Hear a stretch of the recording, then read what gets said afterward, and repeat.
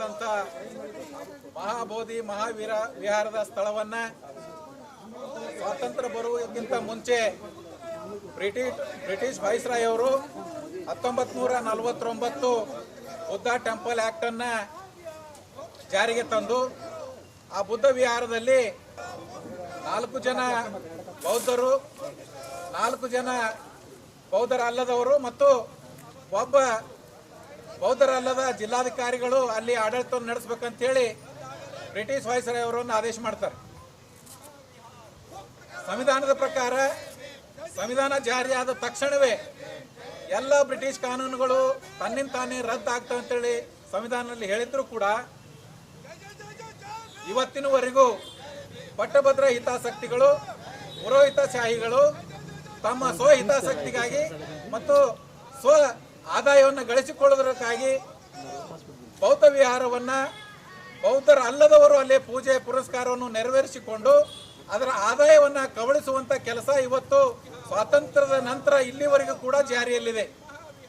ಇನ್ನೊಂದು ವಿಶೇಷ ಆ ಕಾನೂನಲ್ಲಿ ಏನು ಮಾಡಿಸಿಕೊಂಡಿರುತ್ತಂದ್ರೆ, ಬೋಧಗಯ ಜಿಲ್ಲಾಧಿಕಾರಿಯಾಗಿ ಬರುವ ಜಿಲ್ಲಾಧಿಕಾರಿಗಳು SC ST OBC ಮತ್ತು ಮೈನಾರಿಟಿ ಆಗಿರದೇನೆ ಕೇವಲ ಸವರ್ಣ ಜಾತಿಯ ಅಧಿಕಾರಿನೇ ಆಗಿರ್ಬೇಕಂತೇಳಿ ಅದರಲ್ಲಿ ಆದೇಶವನ್ನು ಮಾಡಿಸಿಕೊಂಡು ಅಲ್ಲಿಂದ ಇಲ್ಲಿವರೆಗೂ ಕೂಡ ಸಂವಿಧಾನದಲ್ಲಿ ರೋಸ್ಟರ್ ಪ್ರಕಾರ ಯಾವುದೇ ಜಾತಿಯ ಯಾವುದೇ ಧರ್ಮದ ಜಿಲ್ಲಾಧಿಕಾರಿಗಳು ಯಾವುದೇ ಜಿಲ್ಲೆಯಲ್ಲಿ ಅಧಿಕಾರವನ್ನು ನಡೆಸಬೇಕು ಅನ್ನುವಂಥ ಕಾನೂನು ಇದ್ರೂ ಕೂಡ ಇಲ್ಲಿವರೆಗೆ ಆಳಿದಂಥ ಕೇಂದ್ರ ಸರ್ಕಾರಗಳು ಆ BT Act 1499 ಅನ್ನು ರದ್ದುಗೊಳಿಸದೆ ಇನ್ನೂ ತನಕ ಕೂಡ ಬ್ರಿಟಿಷರ ಕಾಯ್ದೆಯನ್ನೇ ಅಲ್ಲಿ ಪಾಲಿಸುತ್ತಾ ಬಂದಿದ್ದಾರೆ.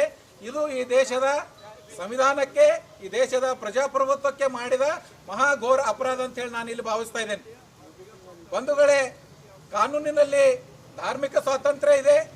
ಆ ಧಾರ್ಮಿಕ ಸ್ವಾತಂತ್ರ್ಯದ ಪ್ರಕಾರ ಬೌದ್ಧರು ಬೌದ್ಧ ವಿಹಾರದಲ್ಲಿ ಉಪಾಸನೆಯನ್ನು ಮಾಡಬೇಕು, ಮುಸ್ಲಿಮರು ಮಸೀದಿಯಲ್ಲಿ ಉಪಾಸನೆಯನ್ನು ಮಾಡಬೇಕು, ಕ್ರಿಶ್ಚಿಯನ್ರು ಚರ್ಚ್ನಲ್ಲಿ ಉಪಾಸನೆಯನ್ನು ಮಾಡಬೇಕು, ಸಿಖ್ಖರು ಗುರುದ್ವಾರದಲ್ಲಿ ಉಪಾಸನೆಯನ್ನು ಮಾಡಬೇಕು, ಅದೇ ರೀತಿ ಜೈನರು ಬಸದಿಯಲ್ಲಿ ಉಪಾಸನೆಯನ್ನು ಮಾಡಬೇಕು. ಇದು ಪ್ರಾಕೃತಿಕ ನಿಯಮ. ಆದರೆ ಬುದ್ಧ ವಿಹಾರ ಮಹಾಬೋಧಿ ವಿಹಾರದಲ್ಲಿ ಇದರ ತದ್ವಿರುದ್ಧವಾಗಿ ಇವತ್ತು ದೇಶದ ಕಾನೂನು ರಚಿಸುವಂತವರು ನಡೆದುಕೊಂಡಿದ್ದಾರೆ. ಸ್ವಾತಂತ್ರ್ಯ ಪೂರ್ವದಲ್ಲಿ ಬ್ರಿಟಿಷರ ಆಡಳಿತದಲ್ಲಿರ್ತಕ್ಕಂಥ ಕಾನೂನನ್ನೇ ಸ್ವತಂತ್ರ ಭಾರತದ ಕಾನೂನಲ್ಲಿ ಕೂಡ ಇನ್ನೂವರೆಗೆ ಅದನ್ನು ರದ್ದುಪಡಿಸದೆ ತಮ್ಮ ಸ್ವಹಿತಾಸಕ್ತಿ ಮತ್ತು ಆದಾಯ ಗಳಿಸುವುದಕ್ಕಾಗಿ ಅದನ್ನು ದುರುಪಯೋಗಪಡಿಸಿಕೊಂಡು ಪಟ್ಟಭದ್ರ ಹಿತಾಸಕ್ತಿಗಳು ಬುದ್ಧ ವಿಹಾರದಲ್ಲಿ ತಳ ಊರಿಕೊಂಡು ಬರುವ ಆದಾಯವನ್ನು ದುರುಪಯೋಗಪಡಿಸಿಕೊಳ್ಳುತ್ತಿದ್ದಾರೆ. ಇತ್ತೀಚಿನ ದಿನಗಳಲ್ಲಿ ಥಾಯ್ಲೆಂಡಿನ ಮಹಾರಾಜ ಬಂದು ಸುಮಾರು 350 kg ಬಂಗಾರದ ಕಳಸವನ್ನ ಬುದ್ಧ ವಿಹಾರಕ್ಕೆ ದಾನ ನೀಡಿ ಹೋಗಿದ್ದಾರೆ.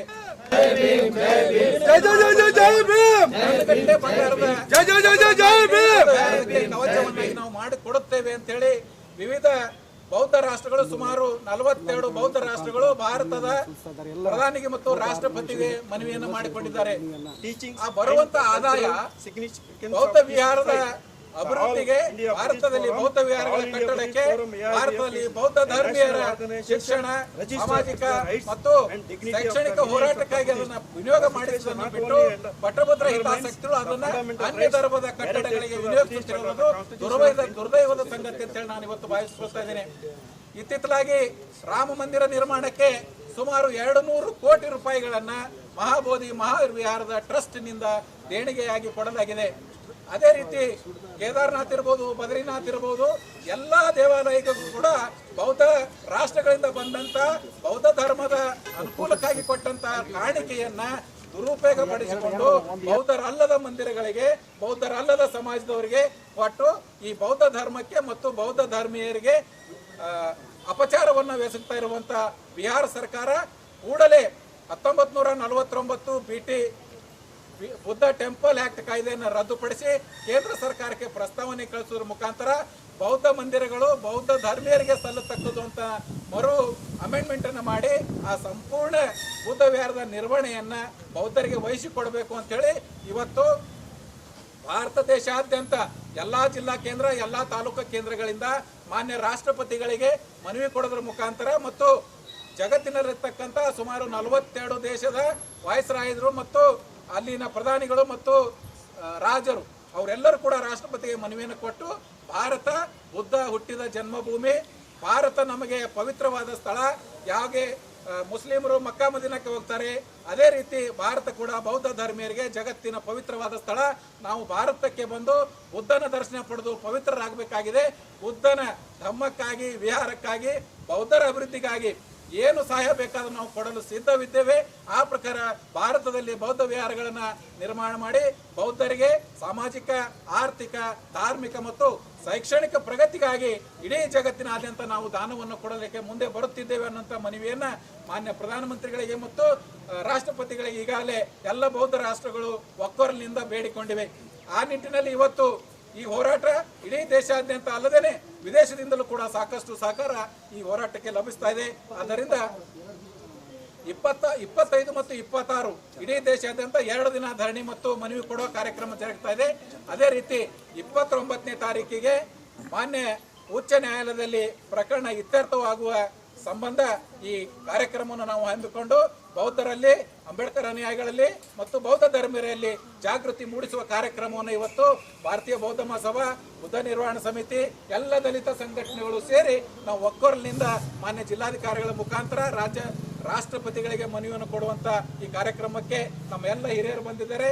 ಎಲ್ಲ ಹಿರಿಯರು ಕೂಡ ಒಂದೆರಡು ಮಾತು ಹೇಳ್ತಾರೆ. 1949 ಪ್ರಕಾರ ಮಹಾಬೋಧಿ ಮಹಾವಿಹಾರದ ನಿರ್ವಹಣೆಯನ್ನ ಬುದ್ಧಿಸ್ಟರು ಮತ್ತು ಬುದ್ಧಿಸ್ಟ್ ಅಲ್ಲದವರು ಕೂಡ ಮಾಡ್ತಾ ಇದ್ದಾರೆ. ಇದು ಈ ದೇಶದ ಸಂವಿಧಾನಕ್ಕೆ, ಈ ದೇಶದ ಪ್ರಜಾಪ್ರಭುತ್ವಕ್ಕೆ ಅಪಚಾರ. ಆದ ಕಾರಣ ಮಹಾಬೋಧಿ ಮಹಾಗಯಾದ ಬುದ್ಧ ವಿಹಾರದ ಆಡಳಿತವನ್ನು ಈ ದೇಶದ ಬುದ್ಧಿಸ್ಟ್ ಮತ್ತು ಬುದ್ಧಿಸ್ಟ್ ಮಾರ್ಗಗಳಿಗೆ ವಹಿಸಿಕೊಡ್ಬೇಕಂತ ಹೇಳಿ ಇವತ್ತು ದೇಶಾದ್ಯಂತ ಎಲ್ಲ ಕಡೆ ನಾವು ಧರಣಿ ಮಾಡ್ತಾ ಇದ್ದೇವೆ. ಈ ವಿಷಯದಲ್ಲಿ ಈಗಾಗಲೇ ಅಲ್ಲಿ ಸುಮಾರು 3 ತಿಂಗಳಿಂದ ಸಾವಿರಾರು ಬುದ್ಧ ಸನ್ಯಾಸಿಗಳು ಕೂಡ ಇವತ್ತು ಉಪವಾಸವನ್ನು ಮಾಡ್ತಾ ಇದ್ದಾರೆ. ಆ ಕಾರಣ ಇವತ್ತು ನಾವೆಲ್ಲರೂ ಸೇರಿಕೊಂಡು ಎಲ್ಲ ದಲಿತ ಸಂಘಟನೆಗಳಿರ್ಬೋದು, ಎಲ್ಲ ವಿವಿಧ ಪ್ರಗತಿಪರ ಸಂಘಟನೆಗಳಿರ್ಬೋದು, ಬುದ್ಧಿಸ್ಟ್ ಇರ್ಬೋದು, ಅಂಬೇಡ್ಕರ್ ಅನುಯಾಯಿಗಳು ಇರ್ಬೋದು, ಇವತ್ತು ನಾವು ಇಲ್ಲಿ ಹೋರಾಟವನ್ನು ಮಾಡ್ತಾ ಇದ್ದೇವೆ. ನಮ್ಮ ಹೋರಾಟವನ್ನು ಈ DC ಅವರ ಮುಖಾಂತರ ಮಾನ್ಯ ಪ್ರೆಸಿಡೆಂಟ್ ರಾಷ್ಟ್ರಪತಿಗಳಿಗೆ ಮತ್ತು ಪ್ರಧಾನಿಗಳಿಗೆ ಮುಟ್ಟಿಸುವ ಕಾರ್ಯವನ್ನು ಆಗಬೇಕಂತೇಳಿ ನಾನು ಇಲ್ಲಿ ವಿನಂತಿ ಮಾಡ್ಕೊಳ್ತೇನೆ.